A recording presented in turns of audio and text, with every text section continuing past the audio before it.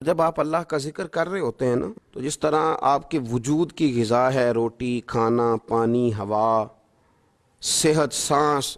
یہ آپ کے وجود کو زندہ رکھتی ہے، تو ایک روح کی غذا ہے۔ روح کی غذا ہے رب کریم کا ذکر، اللہ کی یاد۔ ہمارے ہاں زیادہ تر یہ ہوتا ہے کہ اللہ کا ذکر تو کیا جاتا ہے تو اس طرح کیا جاتا ہے جیسے طوطے نے کوئی لفظ رٹ لیے ہیں تو اب وہ بیان کر رہا ہے نا۔ ہمارے صوفیاء نے، بزرگوں نے لکھا ہے کہ وہ جو کہا گیا کہ الا بذکر اللہ تطمئن القلوب، یاد رکھو اللہ کے ذکر میں دلوں کا چین ہے، تو بعض لوگ کہتے ہیں میں تو بڑی تسبیح پڑھتا ہوں پھر بھی بے سکون رہتا ہوں۔ تو اس کا جواب وہ یہ دیتے ہیں کہ چونکہ انہوں نے اللہ کا ذکر کیا تو صحیح، لیکن اس طرح کرتے رہے جیسا طوطا رٹ کے کر رہا تھا۔ اگر غور کرتے اس بات پر، توجہ دیتے اس بات پر، اگر ان کا یہ ایک ذہن بن جاتا کہ میں بھلا کیا کہہ رہا ہوں، جب ان کی زبان سے نکلتا سبحان اللہ، تو پھر غور کرتے کہ میں نے یہ کہا ہے کہ اللہ پاک ہے،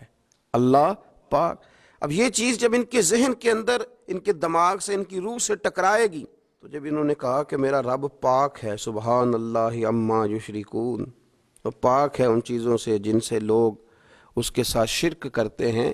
تو اب جب کہا کہ وہ پاک ہے اور اس نے جو چیز بنائی ہے وہ حسین و جمیل ہی بنائی ہے، ہر عیب سے پاک ہے وہ، اس نے ہر چیز بہترین نقش و نگار کے ساتھ بنائی ہے، تو بتائیے کہ جب یہ سبحان اللہ کا معنی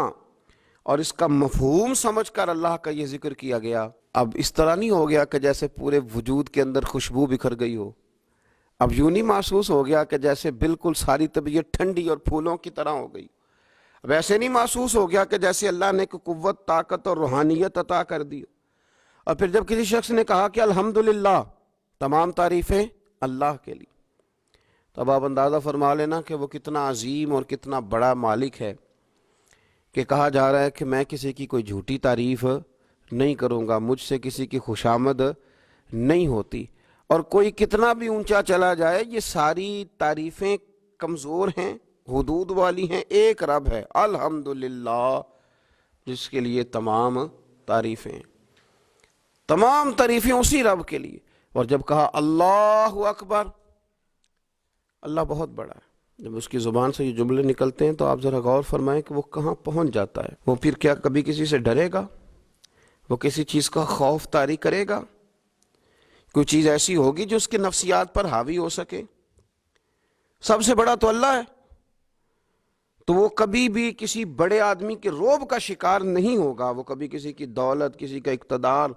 کسی کی قوت اور کسی کی ظاہری طور پر تھوڑی بہت چمک اسے خیرہ نہیں کر سکے گی، اس لیے کہ وہ جانتا ہے کہ اکبر صرف اللہ ہی ہے۔ تو اب اس کے اندر بہت بڑی طاقت آئے گی، بہت بڑی ہمت آئے گی، وہ بہت زیادہ اپنے آپ کو قوت والا محسوس کرے گا۔ تو یہ جب تھوڑا سا غور کرتا ہے کہ میں کیا کہہ رہا ہوں، میری زبان سے کیا نکل رہا ہے، تو پھر یہ ذکر الہی اس کو ٹھنڈک دیتا ہے، پھر اس کو سکون دیتا ہے، پھر اس کو قوت ملتی ہے۔ اس لیے میرے نبی پاک صلی اللہ علیہ وسلم نے فرمایا مثل الذی یذکر ربہ والذی لا یذکر مثل الحی والمیت، او کما قال صلی اللہ علیہ وسلم۔ یہ بخاری مسلم کی حدیث ہے۔ نبی پاک صلی اللہ علیہ وسلم نے فرمایا اس کی مثال جو رب کا ذکر کرے اور اس کی مثال جو اللہ کا ذکر نہ کرے، مثل الحی والمیت، ان لوگوں کی مثال کی طرح ہے جو زندہ اور مردہ ہوتے ہیں۔ وہ ذکر کرنے والا زندہ ہے، ذکر کرنے والا زندہ ہے، اور ذکر نہ کرنے والا ہواؤں میں اڑ رہا ہے، کروڑوں روپے اس کی جیب میں پڑے ہوئے ہیں، لاکھوں کا سرمایہ ہے، بہت سارے لوگ جانتے ہیں، وہ محسوس کرتا ہے کہ بڑا جانا پہچانا جاتا ہوں، بڑا سمجھا سکھایا جاتا ہوں، بڑے لوگ میرے نام سے آگاہ ہیں، شعوری طور پر میں ایک بڑا آدمی ہوں، لیکن ہے مردہ، اس لیے کہ زندگی تو زندہ دلی کا نام ہے۔ مردہ دل کیا خاک جیا کرتے ہیں، زندہ وہ ہے جس کا مصلی آباد ہے، زندہ وہ ہے جس کی زبان اللہ کو یاد کرتی، زندہ وہ ہے جس کا کبھی کبھی دل کرتا ہے کہ آج قرآن شریف کھول لوں،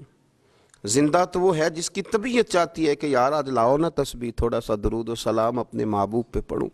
زندہ تو وہ ہے جو کبھی کبھی اس کی یاد میں محو ہو، اکیلے بیٹھا بھی ہو تو پھر بھی اس کی زبان پہ ذکر اور آنکھوں میں آنسو جاری ہو جاتے، جس کو یاد کر کے محو ہو جاتا ہے۔ یاد رکھیں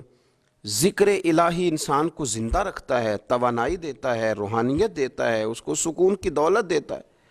اپنے معاملات کو جب ترتیب دیں تو اذکار کی پابندی کریں.